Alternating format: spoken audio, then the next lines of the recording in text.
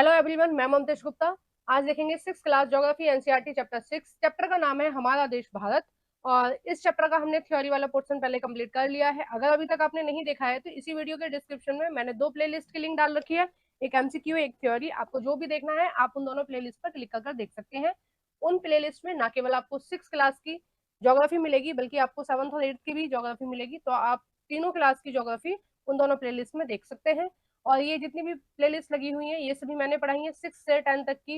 Mostly book मैंने complete करा दी है। अगर अभी तक आपने ये सब भी नहीं देखी है तो आप मेरा यूट्यूब चैनल ओपन कर प्लेलिस्ट वाले ऑप्शन पर क्लिक कर इन सबको भी देख सकते हैं। आइए शुरू करते हैं। क्वेश्चन नंबर 1, भारत का क्षेत्रफल कितना है? ए है 32.8 लाख वर्ग किलोमीटर, बी है 31.8 लाख वर्ग किलोमीटर, सी है 32.7 लाख वर्ग किलोमीटर और डी है 32.6 लाख वर्ग किलोमीटर। तो इसका जो सही आंसर हो जाएगा वो हो जाएगा आपका ए। भारत का जो क्षेत्रफल है वो है 32.8 लाख वर्ग किलोमीटर। फ्रंट पेज पर ही दे रखा था एनसीईआरटी में इसको। और ये जितना भी आपको भारत दिख रहा है ये पूरा भारत का जो क्षेत्रफल है, ठीक है, स्थलीय भाग का क्षेत्रफल जो है वो है 32.8 लाख वर्ग किलोमीटर। ठीक है, नेक्स्ट क्वेश्चन है। नेक्स्ट क्वेश्चन नंबर 2, लद्दाख से कन्याकुमारी तक उत्तर से दक्षिण, ठीक है, का विस्तार लगभग कितने किलोमीटर है? ए है 3200 किलोमीटर, बी है 3100 किलोमीटर, सी है 3220 किलोमीटर, डी है 3400 किलोमीटर। तो इसका जो सही आंसर हो जाएगा वो हो जाएगा ए 3200 किलोमीटर।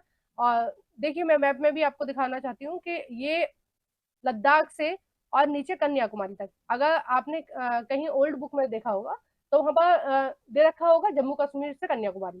ठीक है, क्योंकि अब जम्मू कश्मीर का डिवाइड हो गया है, 2 केंद्र शासित प्रदेश बन गए हैं, लद्दाख और जम्मू कश्मीर, इसलिए हम अब लद्दाख से काउंट करेंगे उसको। तो ये जो है ये कितना है, 3200 किलोमीटर है। कहाँ से? लद्दाख से कन्याकुमारी तक। ठीक है, नेक्स्ट है क्वेश्चन नंबर 3, अरुणाचल अरुणाचल प्रदेश से कच्छ यानी पूर्व से पश्चिम का विस्तार कितने किलोमीटर है? अरुणाचल प्रदेश से कच्छ का मतलब है अरुणाचल प्रदेश से आपका जो गुजरात है, गुजरात में है कच्छ। ठीक है, तो उस तक कितना है विस्तार? ए है 2800 किलोमीटर, बी है 3200 किलोमीटर, सी है 2900 किलोमीटर, डी है 2700 किलोमीटर। तो इसका जो सही आंसर हो जाएगा वो हो जाएगा सी, 2900 किलोमीटर है ये पूरा की पूरा विस्तार। और देखो आप इसमें भी देख सकते हैं कि ये लाइन जो है ये कहाँ से कहाँ तक आएगी। ये हमारे कच्छ से, ठीक है, गुजरात के कच्छ से अरुणाचल प्रदेश तक। ठीक है, तो इसकी जो चौड़ाई है वो कितनी है, 2900 किलोमीटर, जबकि जो ये लंबाई है भारत की वो है 3200 किलोमीटर। ठीक है, आइए नेक्स्ट देखते हैं। क्वेश्चन नंबर 4, कर्क रेखा भारत के कितने राज्यों से होकर गुजरती है? ए है 5 राज्य, बी है 7 राज्य, सी है 8 राज्य और डी है 9 राज्य। तो 4 का जो सही आंसर होगा वो होगा बी, 7 राज्यों से होकर गुजरती है। कौन कौन से हैं ये 7 राज्य, हम देख लेते हैं इनको विस्तार से। देखो ये मैंने आपको पहले भी बताया था कि जो कर्क रेखा है वो भारत के लगभग बीचों बीच से गुजरती है। हम मान सकते हैं कि ये भारत को 2 भागों में डिवाइड कर रही है, एक पूर्व में एक पश्चिम में। एक मिनट, ये इरेज ही नहीं हो रहा, चलो कोई नहीं, हो गया। देखिए ये जो डॉट डॉट वाली रेखा है ये है आपकी कर्क रेखा। आप देखिए कौन कौन से राज्य से होकर गुजर रही है। गुजरात से होकर गुजर रही है, राजस्थान, देखो राजस्थान में बहुत छोटा सा हिस्सा आ रहा है इसलिए कई बार राजस्थान को स्किप कर देते हैं।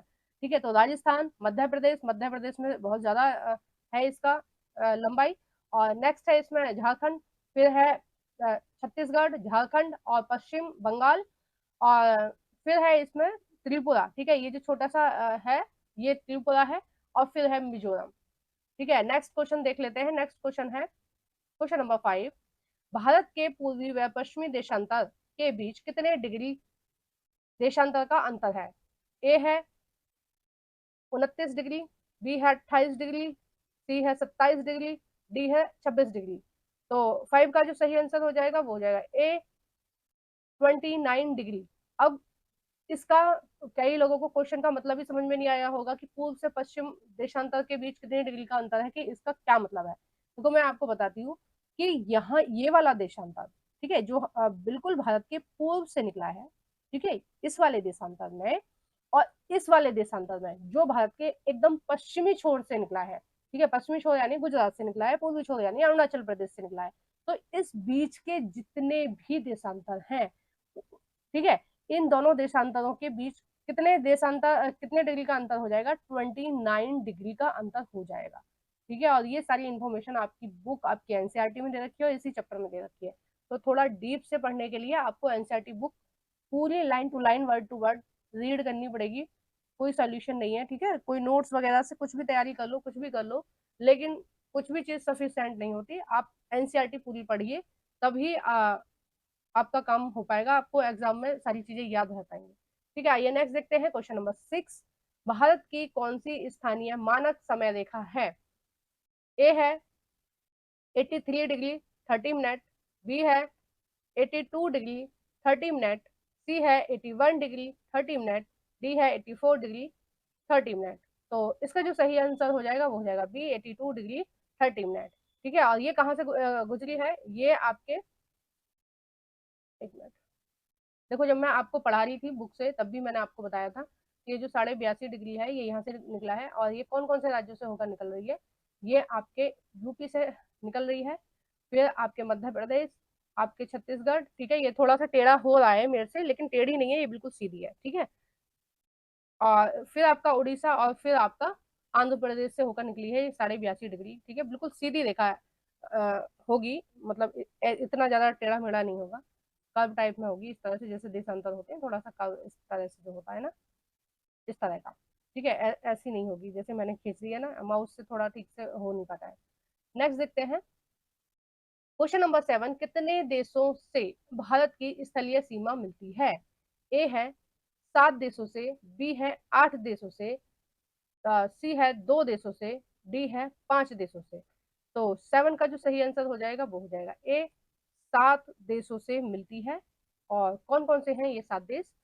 सॉरी, देखो पहला है आपका अफगानिस्तान, देखो बहुत ज्यादा सी रेखा, बहुत ज्यादा सी सीमा इससे मिल रही है।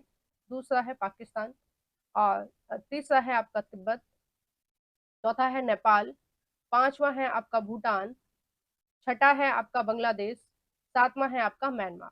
ठीक है, नेक्स्ट है क्वेश्चन नंबर 8। किस देश से भारत की जलीय सीमा मिलती है? अब मैंने आपको आंसर पहले बता दिया। ए है श्रीलंका, म्यांमार और बांग्लादेश, बी है मालदीव्स और पाकिस्तान, सी है थाईलैंड और इंडोनेशिया, डी है ये सभी। तो 8 का जो सही आंसर हो जाएगा वो हो जाएगा डी, ये सभी। ठीक है, इन सभी से भारत की जलीय सीमा मिलती है, यानी कि जो भारत का सी है उससे इनकी जलीय सीमा मिल रही है ना। और देखो इधर से पाकिस्तान से मिल रही है और थाईलैंड से भी मिल रही है, क्योंकि इधर की तरफ थाईलैंड है, इसमें पूरा मैप में दिख नहीं पा रहा है।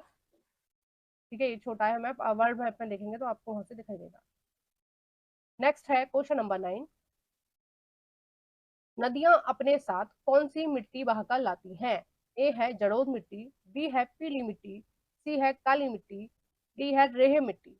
तो 9 का जो सही आंसर हो जाएगा वो हो जाएगा ए, जलोढ़ मिट्टी। जलोढ़ मिट्टी लेके आती है, जलोढ़ मिट्टी बेशकीमती और बहुत अच्छी मिट्टी होती है, क्योंकि वो पहाड़ों की मिट्टी होती है, और पहाड़ों पे हरियाली रहती है, तो ह्यूमस की मात्रा अच्छे से होती है उस मिट्टी में, और मिट्टी बहुत ज्यादा उपजाऊ होती है। इसीलिए भारत का जो गंगा यमुना का जो क्षेत्र है, दोआब है, दोआब बोलते हैं उसको, गंगा यमुना का जो दोआब है वो बहुत ज्यादा उपजाऊ है।